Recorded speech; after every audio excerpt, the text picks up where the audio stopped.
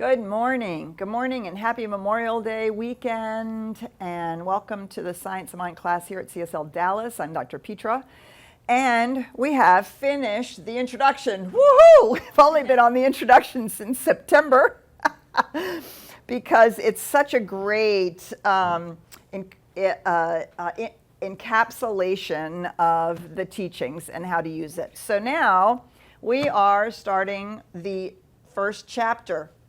Chapter 1 in the Science of Mind on page 63. We've already done 60 pages. And so as we move into the Science of Mind, right, we're going to see that the material is broken up into 3 sections. The whole first section is the philosophy section.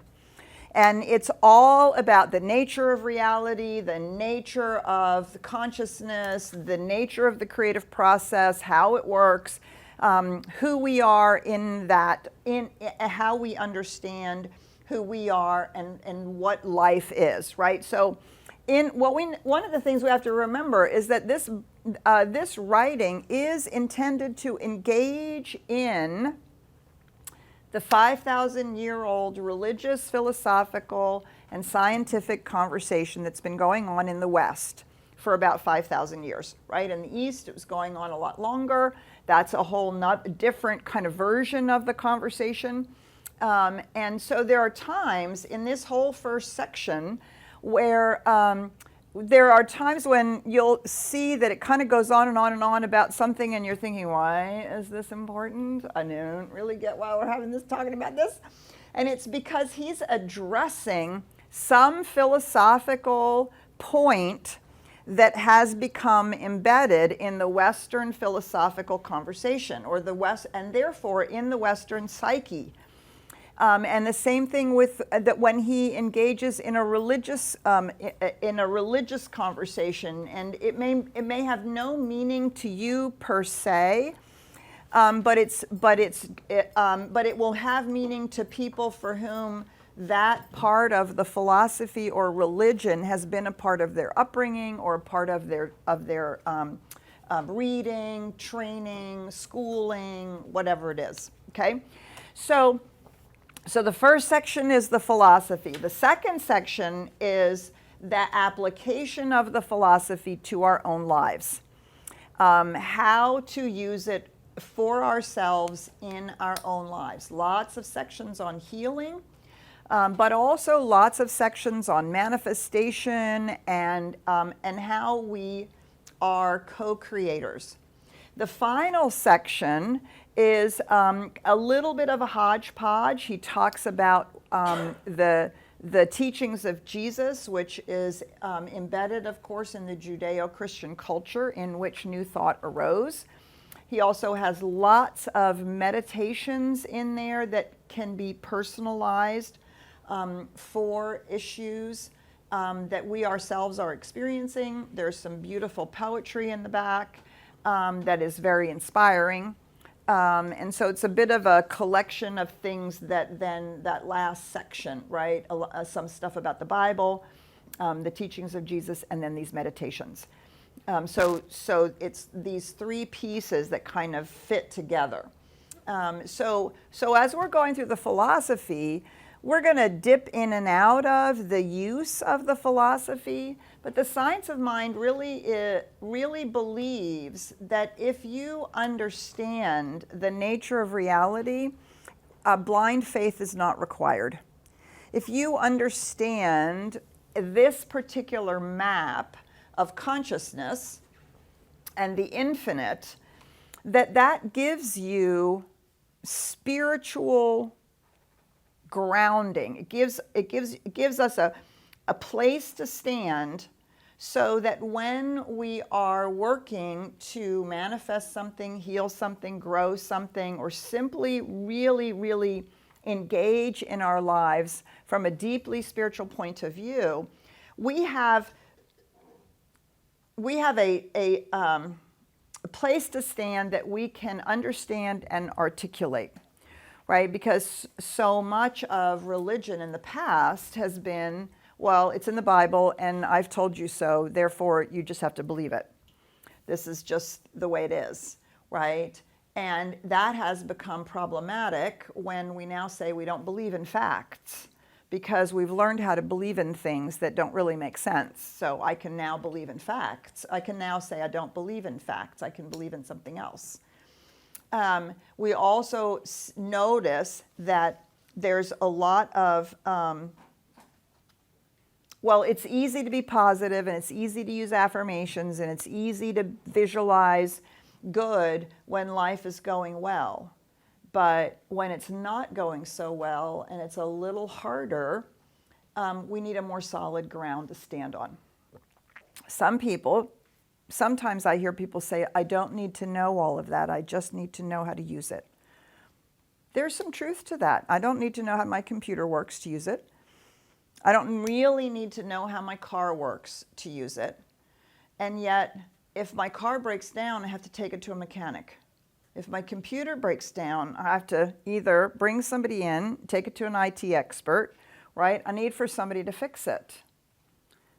So what have we done for thousands of years with our own lives?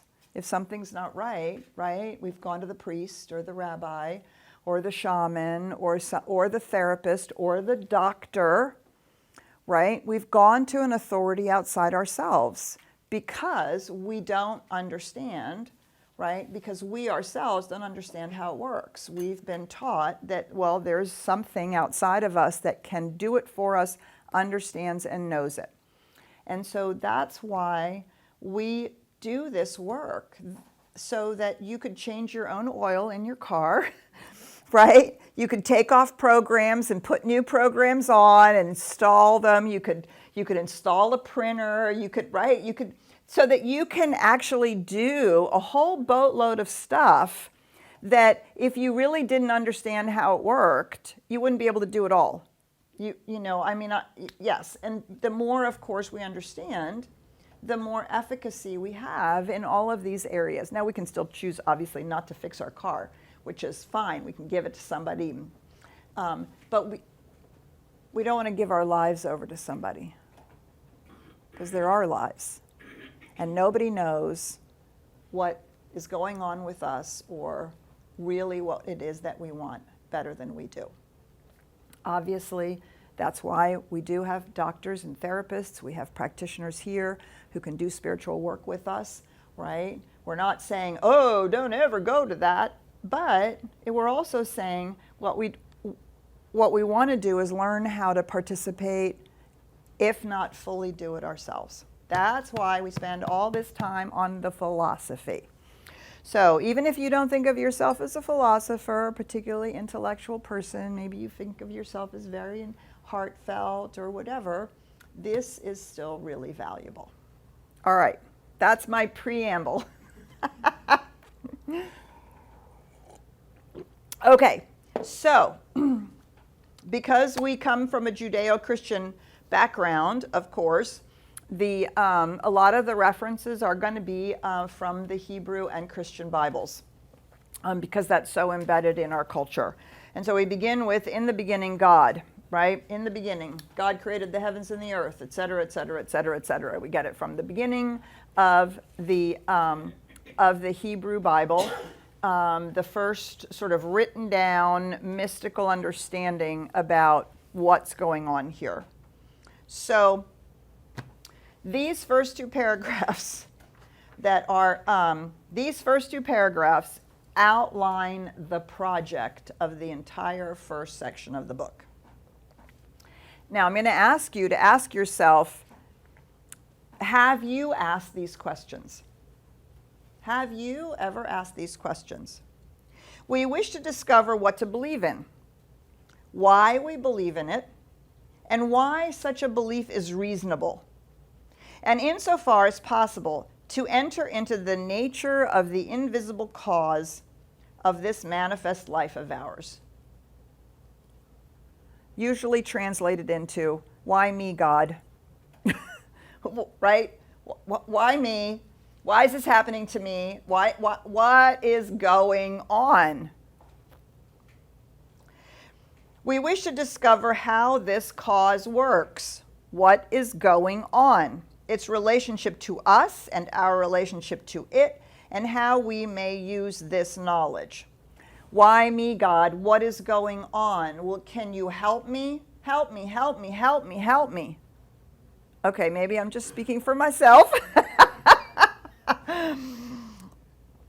The world, okay, so the science of mind aims at the questions, really.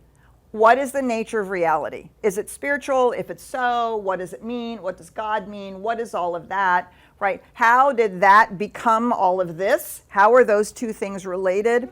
And who are we? What are we just here for God's pleasure? Do we need God's favor? Are we just, mechanized little automatons that something wound it up and then walked away, right? What is going on? And this next sentence is directed directly at the mystery schools, the church, and all the ways in which humanity has been told, people have been told, that this whole process is very esoteric, very occult, and you need somebody to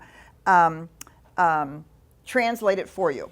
The world is tired of mysteries, does not understand symbols, and longs for reality. What is reality? Where may it be found, and how used? These are some of the questions one should like to have answered. Is there anybody in this room or online who has never asked any one of these questions? Okay, if you want to raise your hand, you can raise your hand and say, I have never asked one of those questions. But I'm thinking, right, we all have asked some version of these questions. I had a lovely young woman come up to me with her daughter last week, right? Wasn't it your daughter who came up to me and asked the question, well, what was before God? And wasn't it your daughter? Yeah, 7. What was before God? 7 years old. 7. We've all been asking these questions that long, maybe not as carefully framed, maybe not using the same language, but I remember asking that question. Well, if there's the Big Bang, what was before that? What was before God? Well, how did God get created, right? In philosophy, it's called infinite regress. The infinite regress. Well, what was before that? Well, what was before that? Well, what was before that? The problem is we say in the beginning, as if the whole thing started somehow. So that is something that will be addressed here shortly, because that's a problem. What was before that? Okay, so we've all asked these questions. Where this all came from, what is happening. In the beginning, God. In the beginning, spirit or intelligence only. No manifest universe. No system of planets, no visible form, nothing but the life principle. So, like prior to the Big Bang, basically. Right? No, and the operative thing here is no form, nothing in form. Well, God, the Spirit, had not yet moved upon the waters. So if you are familiar with the Genesis story in the Hebrew Bible, right? That was the part of that in the beginning, God moved upon the waters. So nothing has yet moved. Then this all being moved or began to create. Well, where did Spirit move? Upon what did it move? From whence came its pattern? What means or power did it employ? Through what agencies did it work? In short, out of what is the world, ourselves included, made? How did we and all other physical manifestations come into being? Yes, have we not asked that question? I remember being 8. I had a number of questions in catechism that were not acceptable. And this was one of them. God, in the beginning, God took dust, breathed on it, created male and female. My question in catechism was, where did the dust come from? where did the dust come from? Don't really get it. If in the beginning there's only God, and then God scoops up dust, where does the dust come from? That plagued me for over a year. And then I finally decided that nobody knew what they were talking about, and I was no longer going to think about it because none of the answers worked for me, right? So if there's a beginning, there has to be, right, this moment where there's not only nothing, but there's not even the life principle, because that's the question, well, what's before God? So if we suppose spirit to be the life principle running through all manifestation, the cause of all, then we must suppose that it has substance within itself. Where did the dust come from? Out of God. It's God dust. Well, that's what the scientists say now, right? We're all made out of stardust. We're all made out of exactly the same stuff that the entire universe is made out of. So God, spirit, the life principle, made everything out of itself. So it is self-existent consciousness and also self-existent spirit. Self-existent consciousness, meaning the life principle and the intelligence, the impulse, and self-existent substance, meaning the stuff out of which everything is made. Why self-existence? To grasp, to point toward the idea that there actually is no beginning and no end. That's what infinite and eternal mean. There was no beginning. There is no end. There only is the eternal presence of life and its constant manifestation, right? So if this universe is 13.8 billion years old, and it's expanding forever and ever and ever, and at some point it's supposed to either fly apart or collapse back into itself, right? If it's self-existent, that would mean that this process has always been going on, will always continue to go on, that there will always be forms of some sort, some kind, that the manifestation of life into form is part of the nature of reality itself. It's not like it came into being. And our brains go, what? We go on tilt a little bit because eternality and infinity are ideas that our brains have trouble holding, right? But there is an intuitive way in which we can know this information, an intuitive way in which we can experience this reality through our spiritual awareness and the other ways in which we know things. Spirit makes things out of itself through some inner act upon itself. This inner act must, of course, be an act of consciousness, of self-perception, of self-knowingness. What God or spirit or life knows is. This has been called the Word of God and the self-contemplation of God. The entire first section of this book, all the way through the summary in chapter 12, 180, is going to unfold these 3 paragraphs. We're going to spend all of this time trying to understand those 3 paragraphs and what is meant and what is being talked about. So let's stop right there. What is going on for you? What questions have you most resonated with? What is the thing that is the most interesting to you or the most confusing to you? So we're going to start with those questions. We're going to say good morning to Ryan and to Richard, and good morning to everybody who is with us online. And let's see what's going on out there. Well, thank you, Dr. Petra, and hello to everybody here in the room, and welcome to all of the folks watching us all over the globe online. I see our friends from down south in Mexico. Hello, and thank you for joining us in community today. And as Petra was mentioning, this is an interactive discussions. I know your brains are still mowing over eternality and infinicy. So I'm going to let that digest for a second while I give you some housekeeping Or just go rules. get some more coffee, right? It's a little early in the morning for this conversation, right? No. So for the folks that are here in the room, we'd love to hear from you, and the way you can do that is wave your fist violently in the air just like this, and that will signal me or the iconic Richard that you want something, and then that probably means you have a question too. So we'll throw the microphone at you, and if you can catch it fast enough, you can ask.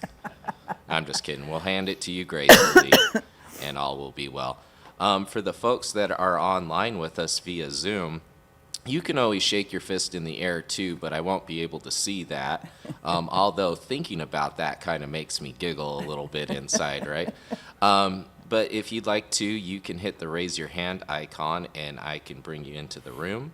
Or as always, you can leave your questions inside of the comments field and I can read those aloud too.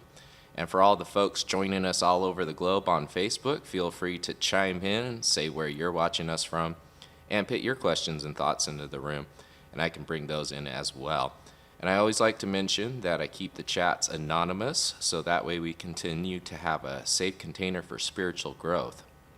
So I just want to poll the audience, now that you had some time to mull this over, what comes up for you when we talk about this subject? Anybody here in the room like to speak? Yep, we got two right here. So let's Awesome. start with Darlene. We'll come into the Go to room, Joe. and then the folks online, we can come to you next. I'm Darlene. Good morning. Good morning. I've been reading some in spiritual economics, and this question was in there, what was before religion?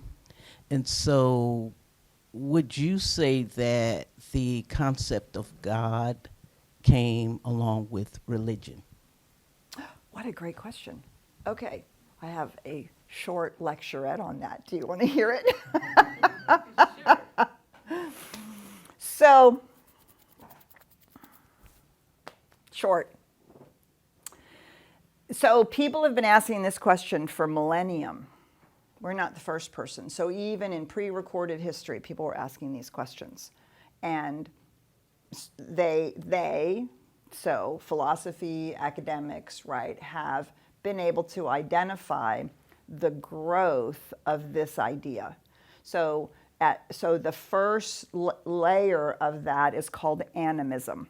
All indigenous people started out with being deeply embedded in life, and they could feel the life principle. And so they would they would sense like the spirit of the deer, the spirit of the pond. The ponds and springs had sacred meaning. We did that just now in Ireland. We did some beautiful rituals around some of the springs in the ancient Celtic Druidic traditions, right? And so there was this sense that one could experience the life principle, life itself, spirit. And so there's so many ways that we see that all over the globe in the indigenous traditions. And in some places, it's still very mixed in with it. And there's places all over Africa, in Egypt, in the Native Americans, in Australia, in Bali. When we go to Bali, it's very much tied into their Hinduism. So animism. So, and you can watch this in reading the first Genesis is the book in the Hebrew Bible. You can see this. So as it's described, so animism, the first. The second layer of that is there was a sense of a larger issue with floods and fires and things that couldn't be controlled. And so now there was a recognition or a experience of the life principle as both harmful and helpful. The rain, yes. The floods, not so much, right?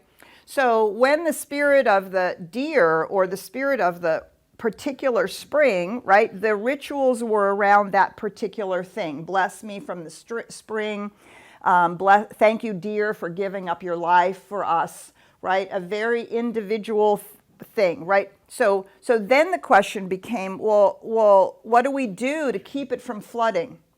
Have we angered the gods? Have we angered something? And how do we appease it? That was the advent of shamans and holy people who were the intermediaries. And then you had all kinds of rituals that were either in relationship to blessing us or appeasing, trying to manage the natural forces so that life could continue to flourish, right? So that's another level of animism, only now it's not individual things, it's sort of the rain itself or thunder or the river as a whole, those kinds of things.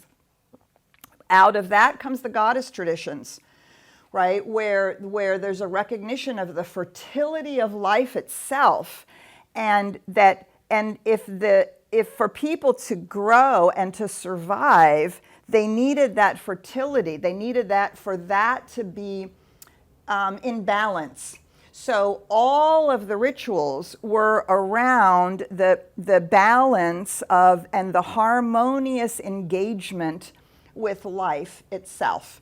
Not all of them were goddess traditions. Some of them were simply more of the same kind of engagement with Gaia, with Mother Earth, Father Sky, right? We have that in the native traditions. In Europe and Africa and the Middle East, we have a whole advent of the goddess traditions, and a sense that by aligning with the life principle and by listening and responding, right, one could help life flourish, sometimes by one's own acts and other times by rituals. Okay, so out of that then comes the rituals of the ancient peoples in the areas, particularly the northern Africa through the Middle East, what's called the Fertile Crescent, right? We start watching. Now God is in the mountaintops, right? And so even in the Hebrew Bible, there's stories of the mage on one mountaintop and the Hebrew priest on the other, and they're doing battle. They're basically going, my God's bigger than your God, right? They're going to see who's going to win, right? And you can see that this sense of the life force and this sense of the principles is becoming disembedded from nature per se and is now behind nature or above nature, or somehow we're starting to get the inkling of a causal reality, right? And it's in the mountaintops, it's in the high places, occasionally in a really special area, but it's in, right? And then with the advent of monotheism,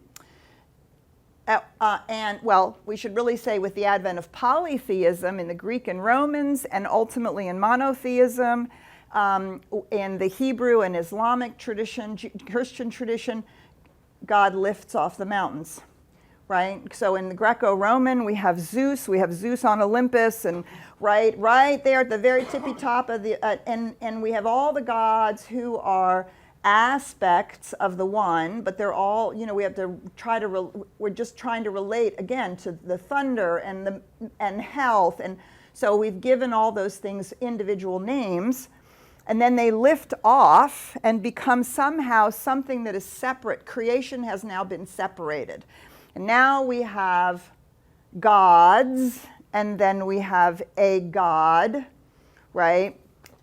And we are in the next phase of this revelation, because we're seeing that the circle is taking place. Wait, it's not just out there. Somehow, God didn't just wind up the earth or wind up creation and then say, okay, good luck. Or watch, you're good, you're not good, you didn't do it right, you're doing it right.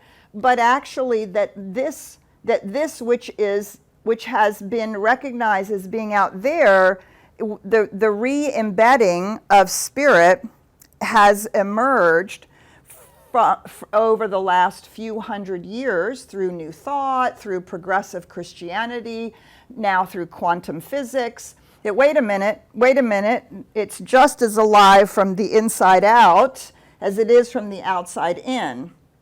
And so now we're coming to a larger, deeper, richer understanding of this thing, which is why Ernest Holmes says ultimately the thing itself, and why I seldom use the word God, because it's still associated with that which has lifted off the mountaintop and is now somewhere out here somewhere, and exclusively out here somewhere. And, well, I mean, Jesus tried to teach us that too. The kingdom of heaven is within. But we're now making that circle coming back around to see that it's all one thing and it's all going on at the same time. So later in the book, Ernest Holmes writes, we will have a higher understanding of God when we have a higher understanding of the human being. When we recognize who we really are, we will recognize that infinite reality is in fact not just out there, but also in here, and also in here, and also just, it is everything. And it is that out of which everything is made. So it's a continuum, right, of the ways in which people have been trying to answer these very questions, because they've been asking those same questions. Who got mad? Why did the cave flood? Why did the animals all go away? How come our corn isn't growing? Were you good? Did you not do it right? Were we bad? Do you see what I'm saying?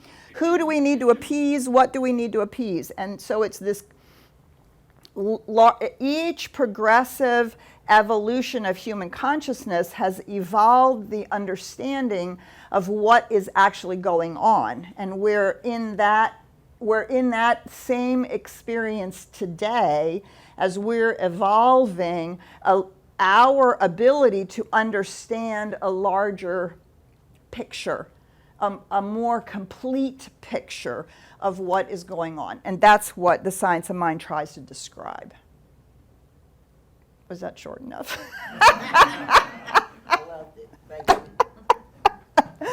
There you go, in a nutshell. Good morning. You could also take a 10-week class on that. Okay, Joe. My name is Joe, and so this is more of an observation versus a question. But there's a new theory out there that James Webb Telescope has helped find out that the Big Bang was actually not the beginning, that it came from a black hole, and there's us on the other side of that too. Science is continually starting to prove the things that we already know. I love that. I'm going to have to go read about that, right? Because that's really then the outpicturing of this theory of everything is always going on all the time, and which is really what's happening is the universe is oscillating. Just like the quantum field is oscillating, and just like everything between the quantum field and that is oscillating, right? Because it's all frequency and vibration. I love that. I love that you said that. I have to go now read about that. All right. Ryan, coming to you. Yeah, I wanted to share what was also put here in the chat, and I thought this was a really interesting way of putting this. It says, Ken Wilber speaks of eternity as not a forever amount of time, but the timelessness of the forever now. Yes, exactly. Which is a really, think about that. That's Yes. good mind, men. Yes, it's beautiful, and so that's why we teach that you can only experience the presence in the present moment, because it's the only place where eternity lives. Forever young. Sorry, guys, I'm not like Candy. My voice isn't Carrie, but anyways.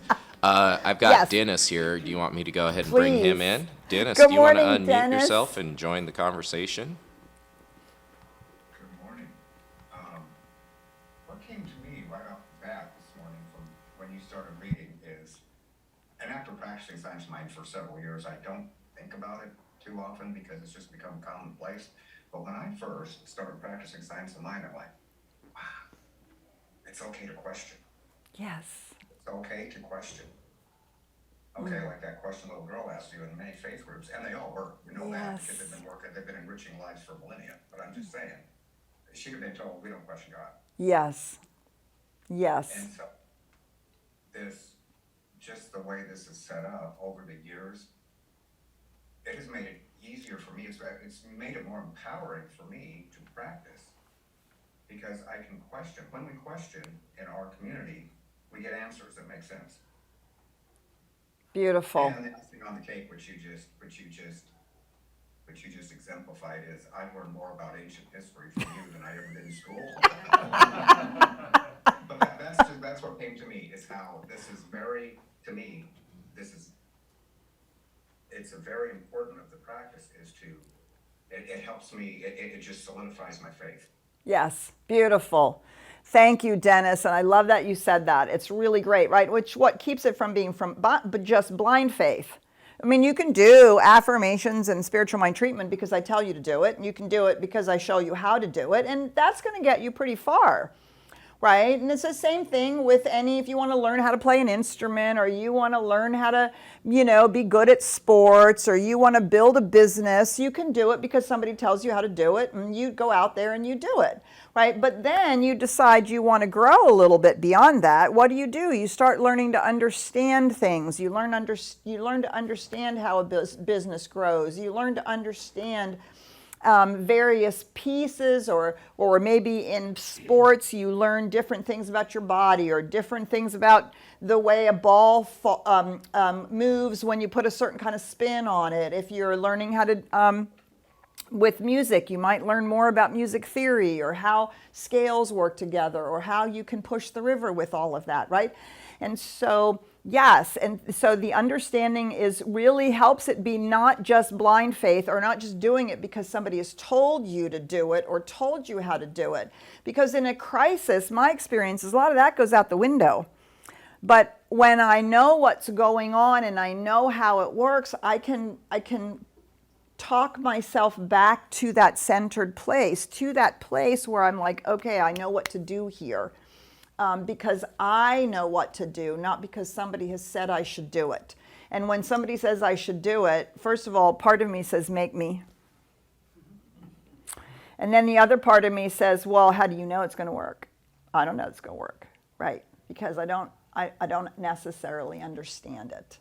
And questions are part of the way in which we ground ourselves. I love that you said, Dennis, that you get answers that make sense. Yes, my job is to give you the answer from the science of mind point of view, right? That's the path that I walk, and that's the path that we teach here. Your job is to explore that. Take what works for you, leave the rest behind, add it to whatever else works for you, make however that works for you, and continue to unfold it in your own mind and consciousness. Ultimately, if you're around long enough and you take classes from me long enough, what's going to happen is I'm going to stop answering your questions and I'm going to start saying, well, what do you think? Because now, ultimately, it's the way in which you answer the question that makes it real to you. Right? You might understand the philosophy and kind of get a good hold on it, but you're going to use different language, different words, different metaphor, a different way that is really going to make it real to you. And ultimately, that is what the science of mind teaches and wants for each one of us to have, is the efficacy in our own lives and an ability to feel centered and grounded and capable of handling both the good times and the bad as they come along. And that we can do that fundamentally for ourselves, not that we don't reach out to other people for help. And of course, it's much easier to do in community. And as we struggle to answer the questions, take the answer we've been given, keep massaging that for ourselves. Do you see? We're doing the work of assimilating and integrating and ultimately embodying, right? It's because it doesn't really become a place from which we come until we've embodied it. So, good. All right, we've got a comment out here, and then we've got a comment online. We got a couple comments online, so I'm going to stop talking. Go. Shh.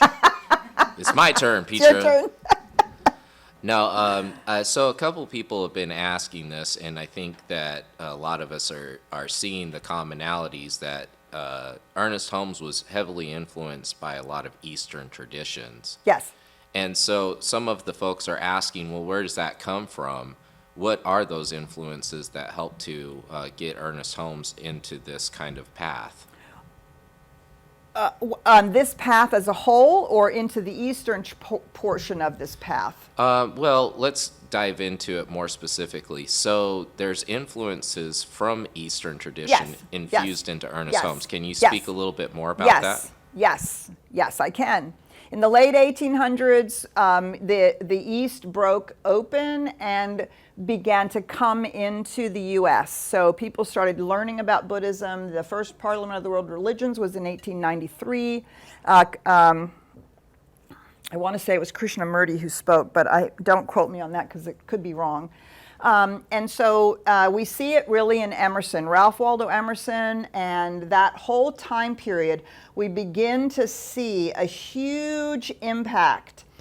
So what we get is the idea of the oversoul you see in Emerson, the soul and the oversoul, the idea where he talks about there's no bar or window where our soul stops and the oversoul starts. Right, that's a very, very, very Eastern point of view. When you think about the Atman and the Brahman, and you think about the idea that we are all seeking and will eventually achieve enlightenment, very, very different than the Christian, the Hebrew or Christian or Islamic, the Western point of view. There's God and there's us, and a mediator is required. So it begins to come in when through Ernest Holmes. The other thing is that, oh God, I have to really make this short. You need to take the From Whence We Came or the Roots of the Roots classes. It came in sort of through the mystery schools and the whole conversation about the universal laws. Ernest Holmes is one of his first books was a book by Nathaniel Drummond. Came and went, doesn't matter. It's a book on the natural laws that were actually spiritual laws, and I can't think of the name of it right now. Which that comes out of the mystery schools, which come out of Egypt, which actually come out of the Eastern traditions. So then, what we get out of the Eastern traditions is the law of cause and effect. Comes straight out of Hinduism. Ultimately, Ernest Holmes read a book in the 40s, the fabulous book called The Life Divine by a man named Sri Aurobindo, and really cemented in, and let's not forget Thomas Troward. Huge influence on the science mind, huge influence on Ernest Holmes, all about the law. If you read Thomas Troward, there's not one word about God, because he was in India for 30 years, he studied Sanskrit, he studied Hinduism, and he pulled out of that all the aspects of the law and the co-creative process and the consciousness, what consciousness is doing, the project that consciousness has through evolution, right out of the Eastern traditions, a direct line from Hinduism through Troward into Ernest Holmes's work in The Science of Mind. I have so much more to say about that, but I'm stopping right there. I'm going to stop you right there because we are running out of time. I want to slip in one last quick comment. So, can we pass this up to Shauna? Yep, there we go. Andrea, we'll have to come to your question next week. Okay. So I'm Shauna. So I'll just make it quick. And maybe it's a little bit of my engineering background, but Joe's, as I was listening to you read the first portion of this chapter, my response is just personal response is just a reminder that there are many questions that are still unanswerable. And I just choose to be comfortable with that. I think as human beings, we want to answer. And we've had wars over arguing about answers. And there's so much that is limited by our own knowledge that at some level becomes unanswerable. And for me, I have to find a place in that that's really comfortable and still allows me to make decisions about my life and who I am and moving forward, but understanding that as we know more, I'll know more.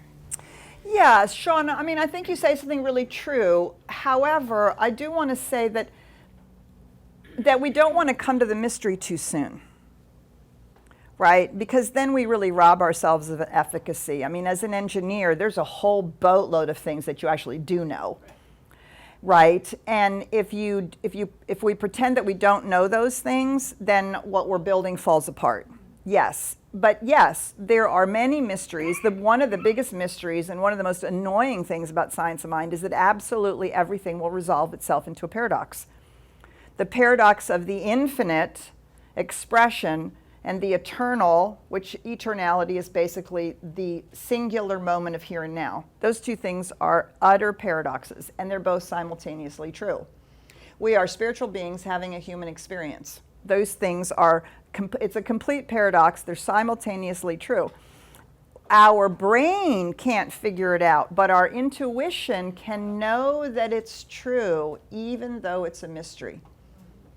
Right? We have to reacquaint ourselves with our intuitive way of knowing, which we arrive at right from our spiritual practices, and they make us comfortable with the mystery of it. Right? We don't say, "Oh, there isn't a God out there. There's only a God in here." We will never encompass the God out there, which would be nonsense because we're not that, but it is us. And so so what we can't always understand the question, why does something happen? Why is an utterly useless question, because there's so much about why that we can't understand. What we can understand is what and how.